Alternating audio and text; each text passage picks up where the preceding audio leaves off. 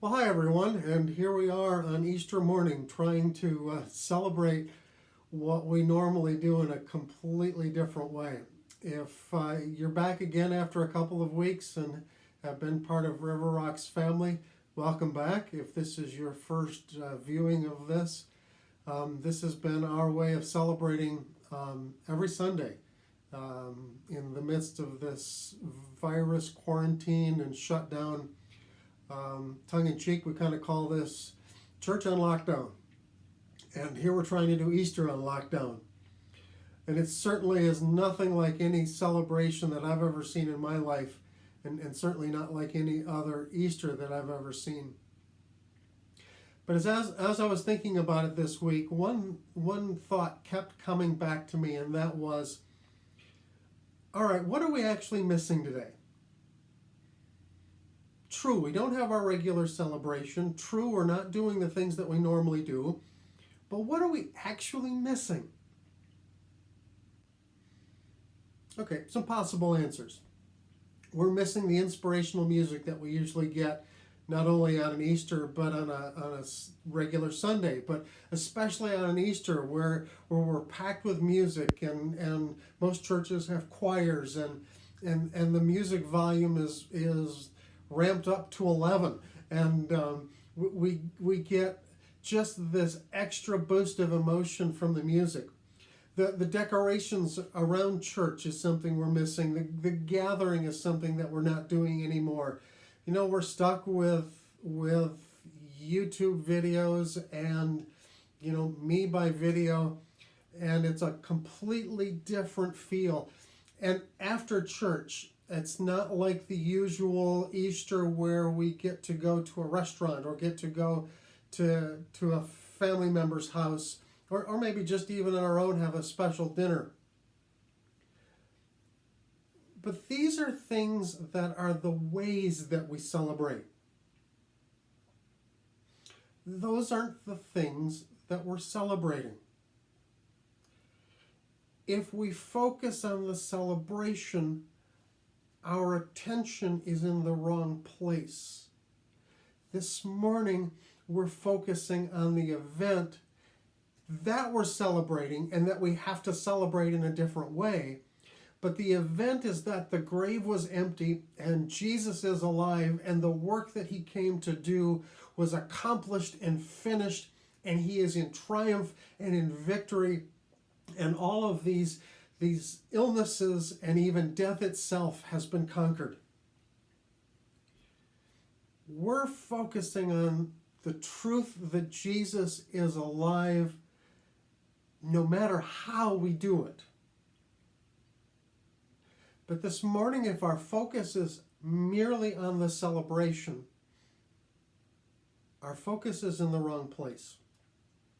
Let me give a couple of different analogies and a couple of different pictures of that.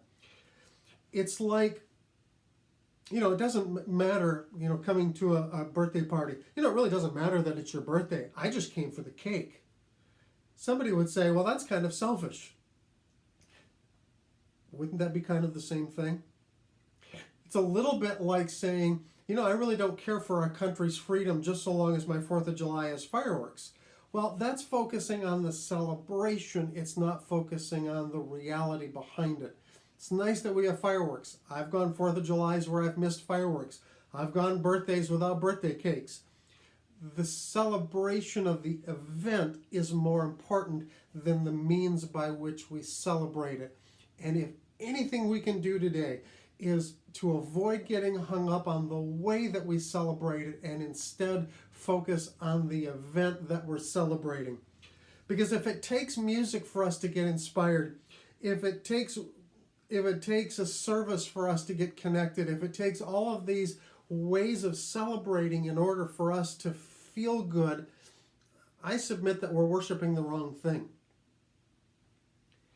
If anything, our Easter this year is a little bit more like that first Easter.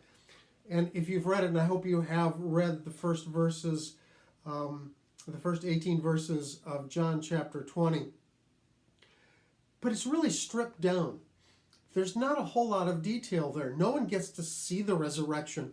In none of the gospel accounts does anybody actually see Jesus leave the tomb. The stone gets rolled away, not so Jesus can get out. The stone is rolled away so that people could look in and see that Jesus was gone. Big difference. But in John, it is Mary Magdalene, it is Peter, it is John the gospel writer, and all they do is show up and they see that the tomb is empty.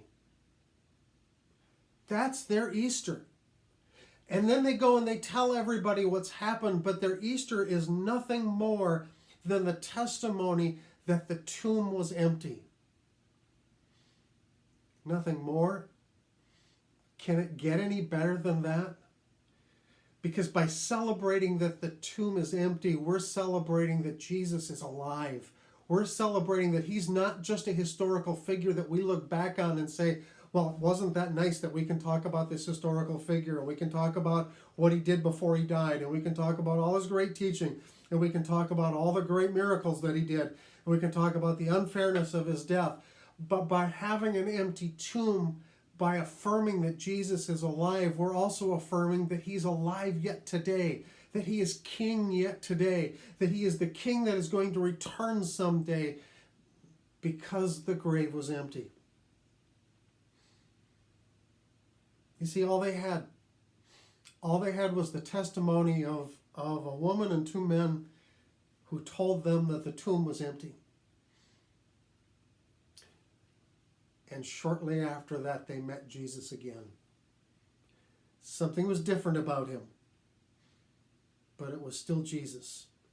His grave was empty, and he was alive. So that makes Easter way bigger. It makes Easter way bigger than this whole COVID mess that we're going through. It makes Easter way bigger than sin or death itself or illness. It makes it way bigger than church services. It makes it way bigger than life and death. Easter is the pivot point of history. And we celebrate today not because we can do the usual things, but because that event really happened. Yeah, I get it. It's disappointing that we can't do things that we normally do. But you know, I don't envision Peter and Mary and John going, the tomb is empty. Great, I'll make dinner. You know, Peter's going, great, we're going to have ham finally for Easter dinner. And John's going, great, I'll go to the grocery store and we can start dyeing eggs and we can do an Easter egg hunt. I'm not saying those things aren't important. I'm saying that those are merely ways in which we've come down in history to celebrate this event. But don't let the ways that we celebrate overshadow the event itself. See, Easter means that death doesn't have the power it used to have. Yes, it still means separation. Yes, it still means that we lose the person for a time that we care about. But death does not have the final word because the grave itself has been defeated by Jesus. It means that for those whom we've lost, death is not the end of the story. Because for Jesus, it wasn't the end of the story. And I think that it means one other thing. Well, let's actually make it two other things. I have the time. The one other thing is that it reinforces what Paul said in Romans, that there is nothing that can separate us from the love of God. Neither death, nor life, nor angels, nor principalities, nor illness, nor riches, nothing. Nothing is capable of separating us from God. And Easter, the resurrection of Jesus, is God's stamp of truth to that. It is his stamp of, yes, this is so. And Easter also means that we have hope for a future. It's not going to be the future we anticipated. It's not going to be the future we planned on. I've noticed that in my life and in my ministry, there have been time after time where I have had plans, where I have had expectations, where I have really expected that God was going to do certain things and he had something way better, often way different in mind.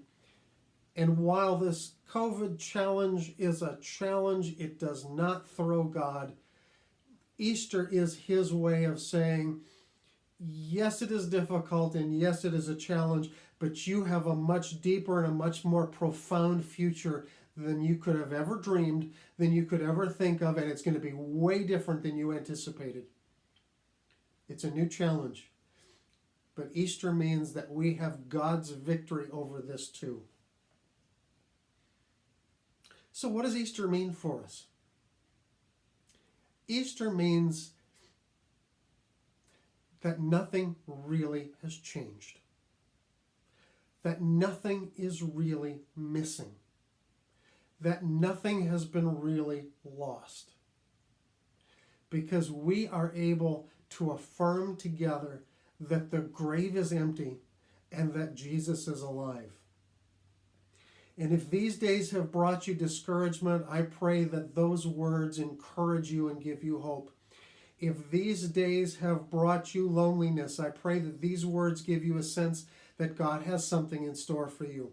If these days have brought you loss, I pray that God encourages you with the hope that that loss is not the final word in that person's life, because our lives live beyond, not because we're so great, but because we are caught up in the resurrection of Jesus ourselves, and there is hope for each of us.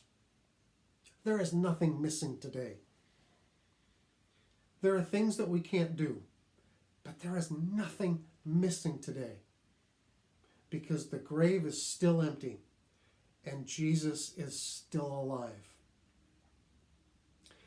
I normally end a message with a prayer, but I want to break away from that for just a moment. And instead of a prayer, I would like to extend to you a blessing.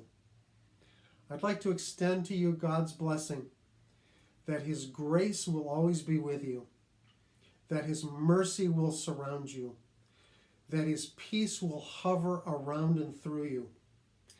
And I pray that the hope and the strength and the victory of the resurrection of Jesus Christ will be an encouragement to you, not just on this weird Easter, but it'll be an encouragement throughout this time of isolation, throughout this time of quarantine.